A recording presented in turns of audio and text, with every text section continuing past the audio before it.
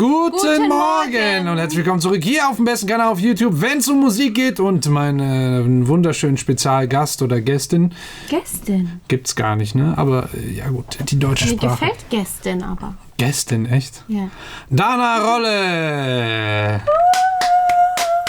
Kriege ich eigentlich auch mal so einen Klatscher? Aber bestimmt klatschen alle, die zugucken, oder? Ja, wahrscheinlich. Ich habe gehört, dass wir uns bei 100.000 Abonnenten endlich mal unsittlich in der Mitte berühren dürfen. Also hier in der Mitte. Hier in der Mitte. Also. Ja gut, auf jeden Fall haben wir uns nicht die Laune nehmen lassen von diesem etwas negativ angehauchten Wochenende. Dank euch, muss man sagen, denn wieder als Community habt ihr euch trotzdem nochmal zum Positiven hier euch geäußert und uns gute Laune zugeschickt und Liebe zugeschickt, dass wir uns nicht von einer Gruppierung und Fans von Leuten runterziehen lassen sollen. Ich hatte wirklich überlegt, komplett die ganze Woche alles mit K-Pop hier abzusägen und zu sagen, so, jo Leute, Alter, wenn ihr meint, einerseits wollt ihr meine Meinung hören und andererseits seid ihr angepisst, wenn ich sie sage, mache ich einfach keine K-Pop-Videos mehr. Es ist ja für mich auch Arbeit. Ich höre die Musik, höre ich auch privat. Ich muss das nicht als Video aufzeichnen und höre natürlich am liebsten Musik, die ich gerne höre. Es ist aber auch so, dass ich keine der Gruppierungen und der Artists bisher irgendwie negativ abgespeichert habe, dass ich sage, ich möchte nie wieder was von denen hören, egal ob mir mal ein Song nicht gefallen hat oder nicht. Das ist ja bescheuert. Oder ob die mir optisch gefallen oder nicht. Das ist mir total wurscht. Also das wird auch immer so bleiben. Nur jetzt, wenn ich sehe, dass es da Gruppierungen gibt, also Fans gibt, die sehr, sehr komisch drauf sind, dann habe ich natürlich auch keine Lust mehr auf diese Gruppen zu reagieren, weil, ja, ist total bescheuert. Weil wir haben gerade von den Stray Kids haben wir mal Songs angehört, gerade so ganz am Anfang, so viele auch, die wir so geil fanden, dass es echt nicht nachvollziehbar ist, dass dann irgendwelche Kids da meinen oder was auch immer, welche Altersgruppe meinen, uns vor allen Dingen Dana so zu beleidigen. Ich habe die Nachricht irgendwann gar nicht mehr gelesen, aber so beleidigend zu werden, ist echt, also sorry, da hört die Menschlichkeit einfach, dann zweifelt man einfach auch an der Menschlichkeit. Ja, nicht nur das, vielleicht sollten manche auch bedenken, dass sie sich damit eigentlich schon strafbar machen. Das noch also zudem. Man kann Anzeige gegen sowas stellen. Ja, und dann uns zu sagen, so, wir melden eure Videos jetzt und Kanäle so oft, bis sie gesperrt werden. Leute, wir haben nichts Böses gemacht. Es gibt immer noch so etwas wie eigenen Musikgeschmack, freie Meinungsäußerung und ich versuche immer so objektiv wie möglich an die Produktionsanalyse ranzugehen. Aber ich sage am Ende immer ganz klar subjektiv meine Meinung oder auch zwischendrin, wenn das meine Meinung ist. Ich sitze ja hier alleine mit meiner Meinung und selbst wenn ein Artikel von... Und es sind deine Videos und du kannst, wenn du willst und Bock drauf hast, deine Meinung sagen, wie du möchtest. Ja, und selbst wenn ihr von einem Journalisten einen Artikel lest, der ist ja auch nicht objektiv. Da sitzt ein Journalist, der hat irgendwie auch seine eigene Meinung. Ihr könnt niemals ernsthaft erwarten, dass da einer super objektiv an eine Sache rangehen kann. Dass man kann versuchen, das so objektiv wie möglich aufzulösen, gerade wenn es um Technisches und so weiter geht. Das ist was anderes. Aber nicht, wenn man sagt, ich finde das jetzt gut oder schlecht. Sobald man da irgendwie eine Bewertung abgibt, wird es subjektiv. Fertig. Und das ist ja offensichtlich. Und ich bin trotzdem noch weltoffen und sonst, so wie ich halt bin. Und gucke mir trotzdem alles noch weiterhin an und werde auch trotzdem weiterhin zu meiner Meinung stehen. So. Und verglichen wird sowieso nichts hier in direkter Direktvergleich. So ist, wenn ich aber an einem Tag mehrere Songs höre und davor direkt gerade ein Song war, den ich extrem stark fand, dann hat er natürlich extrem positiv bei mir einen Eindruck hinterlassen. Und wenn der nächste dann da etwas schwach dahingegen wirkt, für mich persönlich, dann ist das nun mal so. Das ist kein direkter Vergleich, sondern es ist einfach, der eine hat mir besser gefallen als der andere. So, ich fand, das eine Brot schmeckte mir besser als das andere Brot. Also das ist jetzt kein direkter Vergleich, aber ist auch vielleicht komplett anderes Genre und so weiter. Und ja, wir kennen die Background-Geschichte, haben wir jetzt auch mitbekommen. Das ist natürlich traurig, ja, dass dann Bandmember gegangen ist. aber das macht den Song nicht besser. Ja, und für mich hat das auch so gesehen auch nichts mit dem Song, also mit dem Endergebnis vom Song zu tun. Entweder gefällt er mir oder nicht, egal unter welchen Umständen. So, und es haben uns auch viele Stray Kids-Fans geschrieben, die gesagt haben, wir sind krasse Fans von den Strays. Uns hat der Song auch nicht gefallen und wir können aber auch verstehen, was ihr gesagt habt. Und das ist nämlich der Punkt, uns dann irgendwie noch vorzuwerfen, dass wir dann nicht aufs Musikalische eingehen. Ich bin super krass aufs Musikalische eingegangen, habe genau gesagt, warum der Song mir nicht gefallen hat, warum ich ihn schwach finde. Gut, wenn es nur ein Sidetrack ist, dann ist es nur ein Sidetrack, aber dann muss er mir trotzdem nicht gut gefallen. Und ich kann dann sagen, okay, es ist nur ein Sidetrack, aber ja, er gefällt mir nicht. Und das Ding zu dem Song vorher, wo ich gesagt hatte, dass das Master mir zu laut, der Song selber an sich war ganz cool, aber das Master war halt, das ist was Technisches, war für mich zu laut, eben viel zu laut gemastert. Was den Song overall eigentlich nicht schlecht macht in der Produktion, in den Arrangement, das habe ich in dem Bio aber auch schon erklärt. Es ist aber tontechnisch halt ein bisschen runterzieht, weil man nicht alles so klar und einzeln raushört. Genau, ja. Und das finde ich dann, ihr denkt gar nicht so weit. Ich sage das sogar, weil ich es schade finde für die Gruppe und die Fans der Gruppe, dass die quasi eine geminderte Qualität bekommen. Man hätte das eben auch besser rausschicken können, sozusagen, also das Master.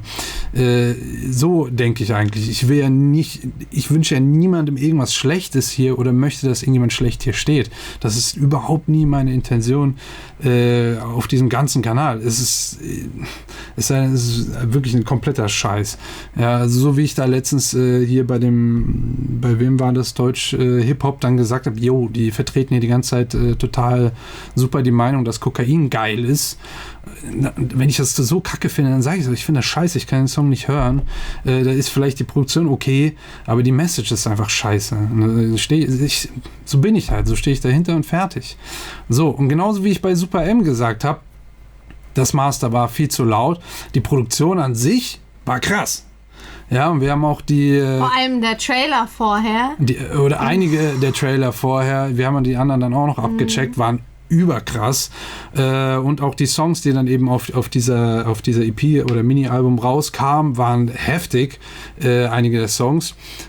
Und nur weil ich ein zu lautes Master irgendwo gehört habe, sage ich nicht so, yo, ich höre nie wieder was von Super M. Ich finde die insgesamt blöd oder so. Gar nicht. Das ist, ich bin so weit, ja, emotional und von meinem Verständnis her und so weiter, dass ich nicht direkt Leute oder Gruppen oder vor allen Dingen ist es alles Musikbusiness, ja, also da werden Dinge ja mal heute so dargestellt, morgen so dargestellt, heute neu erfunden, morgen irgendwie anders ausprobiert, da wird ein Engineer ausgetauscht, da macht jemand anderes vielleicht die Produktion, da macht jemand anderes das Musikvideo, da macht jemand anderes das Make-up, das ist ja heute so, morgen so.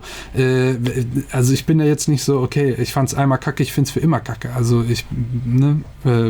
so, was der Bauer nicht kennt, frisst er nicht, so nach dem Motto, geht gar nicht bei mir. Also ich bin total weltoffen, das bleibt auch so, deswegen heute hier ist zwar eine Kollaboration, leider hat Super M noch nicht so viele Musikvideos rausgebracht und wir reagieren natürlich am liebsten auf die Musikvideos, weil das Projekt an sich sehr, sehr spannend, sehr, sehr großartig tatsächlich, weil diese Idee von wir picken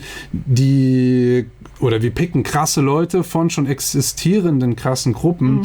Die Idee finde ich mega, mega geil. Das ist wie so beim Basketball gibt es dieses All-Star. Oh ja, stimmt. All-Star-Konzept, so, dass du dann wirklich die Top of the Pops, so Top of the Tops da rauspickst. Mega, mega geil. Und das habe ich so jetzt noch nie gesehen. Gerade auf dem internationalen Markt. Es gibt zwar mal einen Song, die dann vielleicht mal so machen wie We Are the World oder so. Das war so ein Ausnahmeprojekt. Oder für die League of Legends Sachen. Ja, da ist aber schon sehr genau ausgewählt. Also ich finde jetzt dieses Super M-Konzept sehr, sehr interessant.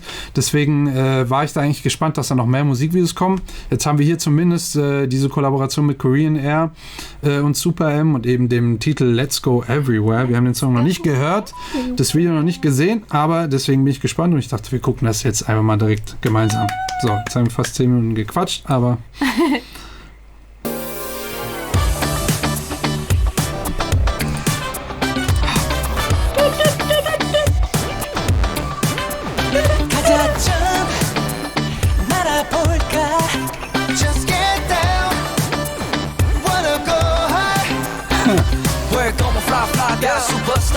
날개를 펴고하게 없이 가는 거야 Because we live in least I'll give you what you need How to read a walk, you better believe Put your hands together Ooh, yeah Let the music take control kleine Michael hier. 믿고 있는 날 Yeah, yeah, yeah, yeah Let's go everywhere Got to fly Ready to go It's time, hit the road 어디든 말해줘 To the sky 내 곁에 있어 Yeah, yeah Oh, Let's go everywhere Let's go everywhere Let's go everywhere Put your hands together das ist geil. Ooh, yeah. Let the music take control 믿고 있는 날 Yeah, yeah, yeah, yeah Let's go everywhere Got to fly Ready to go It's time, hit the road 어디든 말해줘 To the sky 난 너의 곁에 있어 Yeah, yeah Let's go everywhere Where?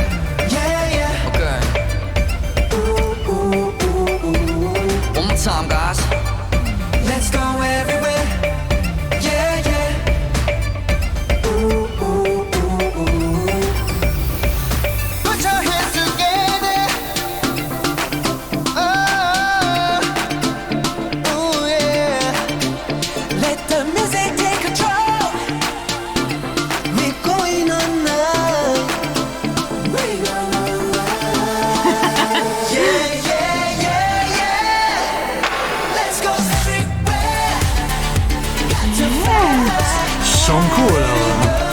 It's time, hit the road 어디든 말해줘 To the sky 나는 너의 곁에 있어 Yeah, yeah Let's go everywhere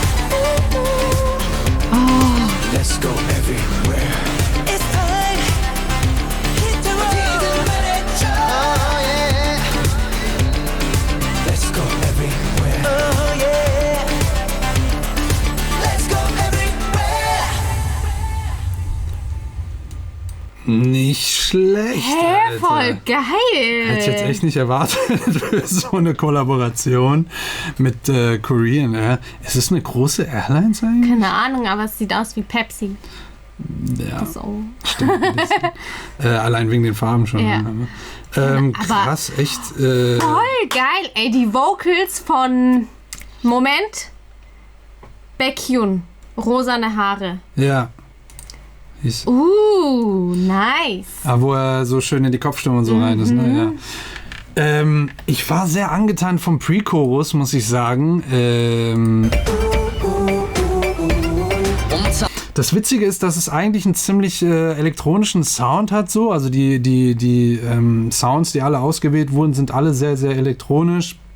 Sehr futuristisch. Wir hatten das ja auch schon bei dem letzten Musikvideo oder bei allen Trailern und so. Das ist alles das so. Konzept einfach Ich habe es ja schon fast Future Pop genannt. So, das könnte wirklich die Zukunft sein, wie die nächsten Pop-Songs, die Mainstream oder die Commercial Songs, also die kommerziellen Songs in der Popmusik klingen. Da waren ja sehr, sehr krasse Sachen dabei. Erstmal vorab direkt, das Master ist hier nicht so übertrieben laut geworden, wie es bei dem wie hieß denn der Track, dass ich das Jopping. Jopping, genau.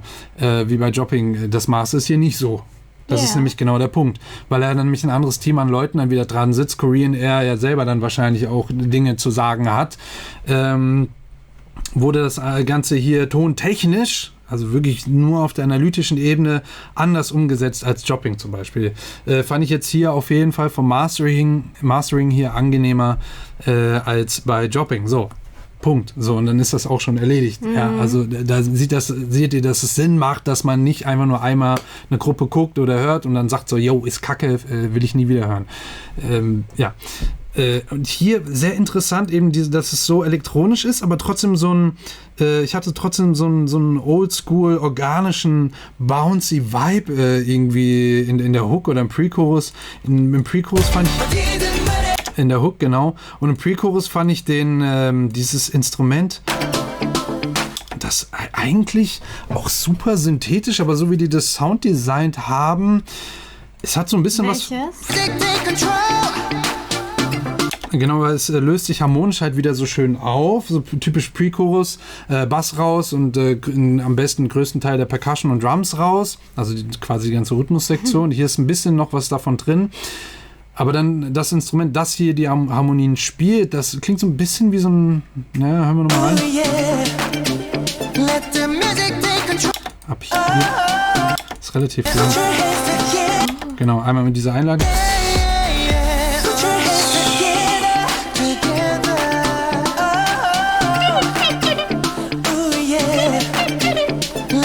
Genau, wir haben einmal dieses super weite Pad, das ganz hart rechts und links super weit außen, wahrscheinlich mit dem Stereo-Imager gesetzt wurde und dann so ein auch so untere Mitten von den Frequenzen her so ein bisschen was Schiebendes immer so nach vorne spielt. Bum, bum, bum, bum, bum, bum, bum, bum, ne, so fast die ganzen Höhen weg. Und dann haben wir das Instrument, was du gerade hier signalisiert hast, das Ganze. Genau, das immer so zwischendrin reinkommt.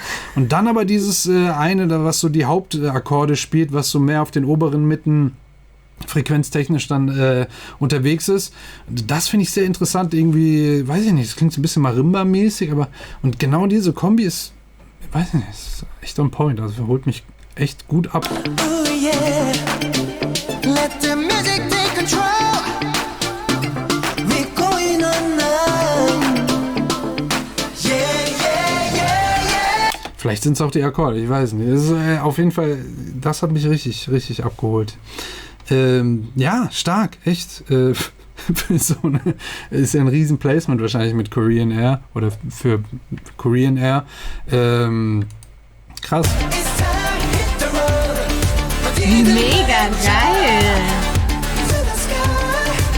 Hat auch so ein bisschen Tron-Vibes, Ja, ne? ja. Durch diesen, das ist also sehr, halt dieses futuristische, sehr Synthi-lastige und so, aber nicht so 80s, sondern so 80s Revival in modern. Also, Ja, in Future.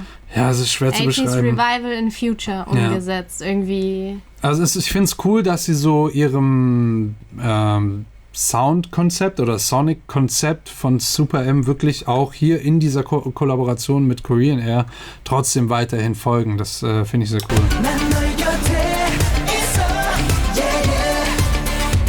Genau, wegen diesem laufenden Synthi-Bass, der so nach vorne die ganze Zeit geht. Geile Choreo auch. Cooler Dance-Part, ne?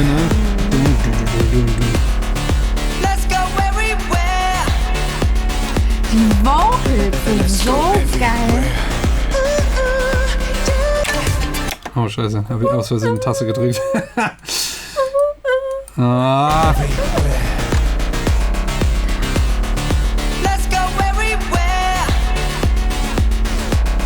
Meinst du, die haben dann echt so Fitnessgeräte?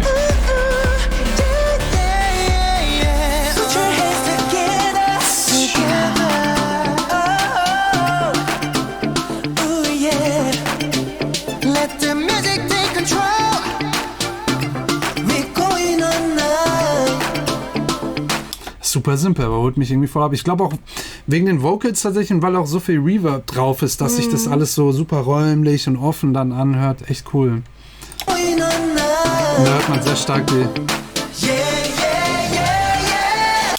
Aber diese Jacke ist doch diesmal cool, oder? Die ist sehr cool, ja.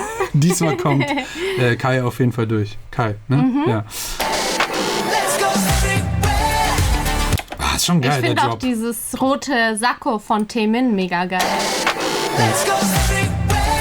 Ist auch geil, die haben hier so einen ganz kurzen, so wie so ein Subbass irgendwie in den Drop reingebaut. Also so richtig bisschen distorted und schiebt dann nur ganz kurz einmal unten an, nachdem diese Drum rolls, dieses Brrr, Brrr.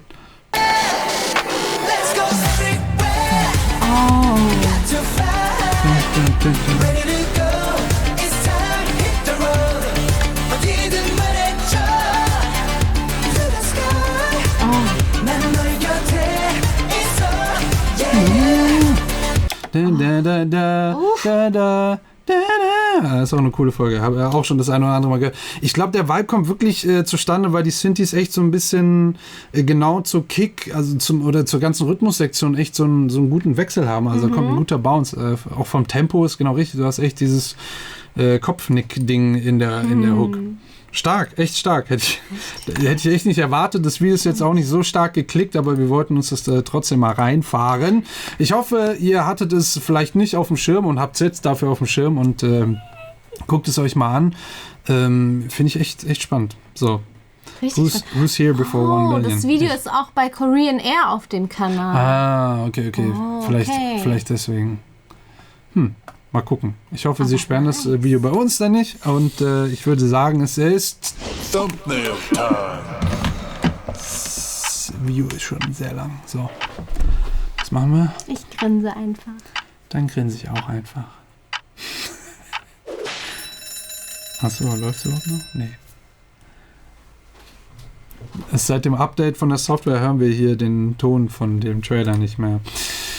So, ich hoffe, ihr habt was gelernt. Falls ja, lasst gerne ein Abo da. Nicht vergessen, Glöckchen an für den Ehrenmann. Und ich würde sagen, schaut auch gerne bei Dana vorbei, denn sie hat letzten Sonntag auch ein Video hochgeladen, wo wir uns Video von Mamamoo reingezogen haben. Aha, und wir sind jetzt total im Mamamoo-Fieber und unter anderem, Leute, es gibt auch Multistans, habe ich gehört, und Multi-Fandoms oder warum gibt es da überhaupt einen Begriff für? Ich höre ja sowieso so viel verschiedene Musik, finde so viele Leute international geil. Wenn es so viele geile Sachen gibt, wieso soll ich mich auf irgendwas beschränken? Niemals. Habe ich auch nicht verstanden.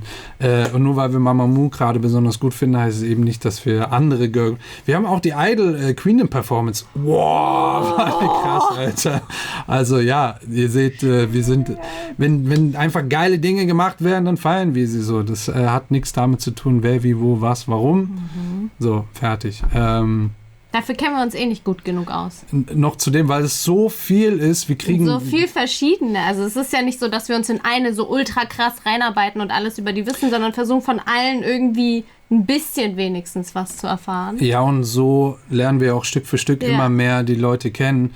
Das Ding ist, ich habe auch gar keine Lust, mich nur mit einer Gruppe zu beschäftigen, weil es geht auch irgendwie gar nicht, weil so viele bringen auch parallel ihre ganzen neuen Songs und Videos raus. Da kommt man nicht hinterher. Kommt man nicht unbedingt hinterher und dann sagt ihr noch, ey, check mal, das ist den alten Song von G-Dragon zum Beispiel ab und das machen wir dann natürlich auch und das ist ja dann auch interessant. Auch die Entwicklung oder die alten Sachen von BTS, Alter, was auch ein kompletter Film ist, wenn man überlegt, was sie damals gemacht haben, was sie heute...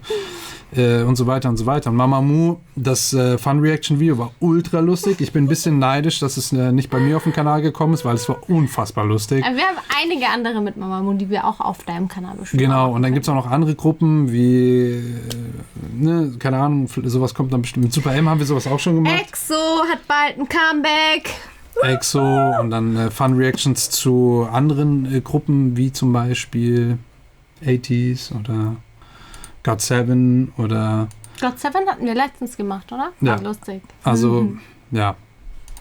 Ihr seht, wir genießen einfach, wir genießen einfach die K-Pop-Welt gerade und wollen uns das nicht irgendwie runterziehen lassen. Ich hoffe, ihr macht es genauso, weil ich höre, dass es untereinander bei den Fans irgendwie dann auch so Sachen gibt, aber das ist so sinnlos. Und ich finde, gerade in dieser K-Pop-Welt gibt es so, ich meine, die Messages von den Gruppen selber, den Texten und so weiter, ist ja auch oft einfach so voll menschlich. Viele schreiben auch, weltoffen. Ganz ehrlich, wenn einfach mal diese K-Pop-Gruppen wissen würden, wie ihre Fans teilweise mit anderen Menschen umgehen, die würden die auch raushauen, ey. Ich glaube, die wissen das auch teilweise, wie toxisch da einige Leute sind. Aber gut. So, es ist Zeit. Das Video ist viel zu lang geworden. So wie früher, ungewöhnlich lang. Und tschüss. Butch will auch los. Zu lang? Okay.